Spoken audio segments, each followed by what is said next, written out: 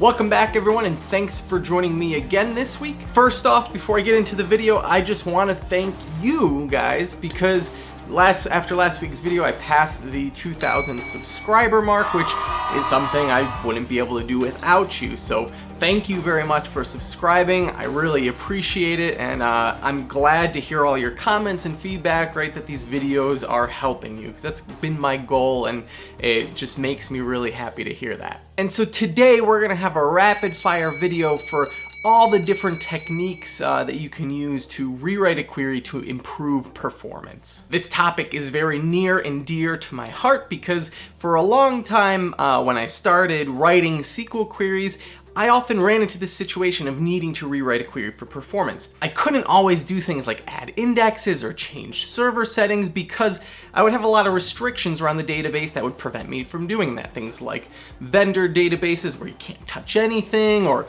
size restrictions, right? Like maybe there's just not enough disk space anyway. I couldn't get more disk space allocated in a timely manner, right, to be able to add more indexes or things like that. And so I learned a lot of these techniques over time, from conference presentations to blog posts to just talking to people about how they rewrite their queries. And while I feel pretty comfortable using all of these now, when I was starting out, I really wish there was a resource that kind of listed all of these or went over all these different topics to just help me generate ideas of how I can refactor a query for better performance. And so with today's video, I'm going to try to do that. We're going to take a quick look at the videos, the past 4 videos in this series, as well as discuss 8 other techniques you can use for refactoring a query in order to improve performance. So in the first video of this series, we looked at window functions compared to writing queries using group by statements. I love window functions, but sometimes their performance can be a little lacking because of their use of tempdb and the fact that a lot of times they will block your query execution, right, preventing from the execution from continuing on until one specific part has completed. So the remedy in that case is just to rewrite your window functions using the good old-fashioned group by and use subqueries to get the same result that you would with the window function. In the second video, we looked at correlated subqueries versus derived table queries. Restructuring your query logic from the former to the latter can really improve performance in a lot of situations because correlated subqueries will often have to re-execute query logic over and over again. It basically becomes kind of like a cursor, right? Versus using a derived table query will act more like a set-based query operation, which will improve performance. Another technique we looked at was rewriting our queries with ors or ins to use union alls instead. In cases where our data is not evenly distributed, or in cases where we don't have covering indexes for our data, switching from an in to a union all could actually improve query performance because it'll force SQL Server to kind of look at each different value that we're filtering on its own and decide what's the best way to filter out that data from our table.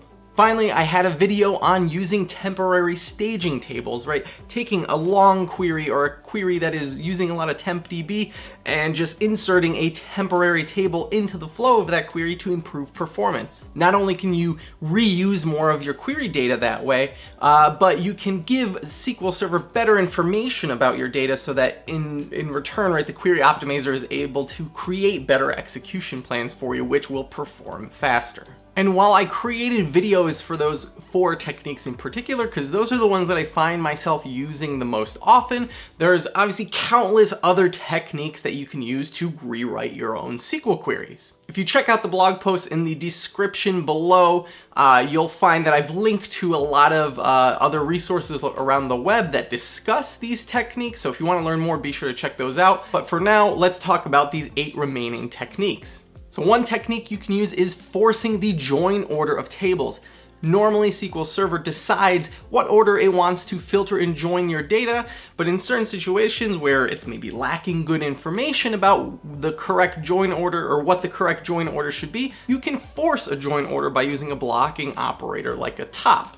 Another technique you can use is to convert your UDF functions just to be directly in line as part of your SQL query. In certain situations, this will actually be fixed automatically as part of SQL Server 2019, but until then, it's a good practice to, if you can, take your logic out of a function and put it back into your query, SQL Server is going to generate much better estimates, it's going to be able to use parallel plans, and overall it can improve your query performance dramatically. On the contrary though, sometimes you may not want your SQL Server to parallelize your queries, and in those cases it may make sense to actually put your query logic into a function because that'll force a serial plan. Putting your logic into a scalar function, right, if you're doing it for the right reasons, could actually generate a plan which will be more efficient, especially in those cases where parallelism, the overhead of parallelism, or maybe really skewed data that you can't change, right, would benefit from a serial plan. So next up is using not exists instead of not in.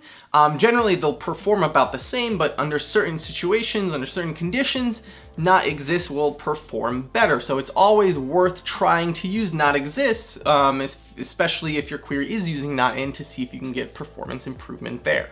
Another thing you could try to do is to add table compression or index compression. Generally, people think of data compression as a storage saving measure, right? Because you're compressing your data, so it's taking up less space on disk. But in certain workloads, compressing your data could actually improve performance.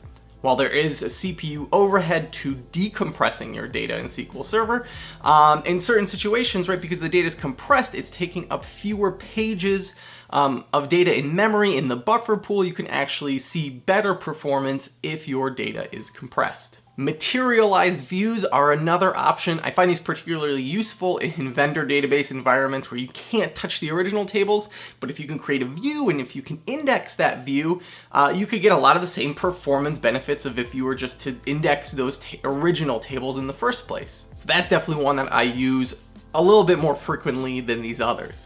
Another option you have available is to change the cardinality estimator for your query. The new cardinality estimator that was introduced in SQL Server 2014 works really well for a lot of different queries because the assumptions of the cardinality estimator of how it makes assumptions about the data, right, have changed, but in certain situations the performance is actually worse. So one quick and easy way to just see if your query performs differently is just to switch back to the old cardinality estimator by using an option to force that legacy cardinality estimator.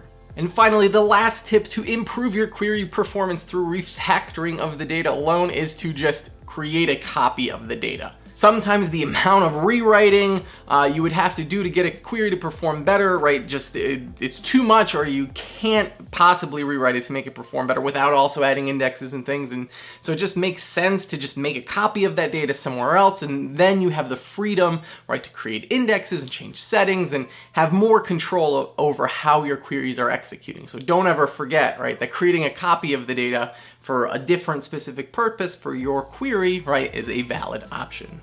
And by no means is this list of query rewriting techniques exhaustive, right? There's numerous amounts of ways you can rewrite a query to improve performance. The key thing to remember is that the SQL Server Query Optimizer, right, is making plans based on the best data that it has available, and sometimes either the data that it has available or its assumptions, right, go all out of whack and you get these bad execution plans. In those cases, if you can't fix the root cause of the problem by modifying indexes or adding statistics and things like that, you have to just think about, okay, how can I get the Query Optimizer to do something else so it doesn't fall into this trap because of the insufficient data or the skewed data. And so that's it for today. Thank you for tuning in. If you found this list of query refactoring techniques beneficial, be sure to share this video with your friends or your coworkers, right? Whoever else can benefit from this, right? You'll be their hero, I promise. If you haven't subscribed already, please subscribe, and I'll see you next time. Thanks.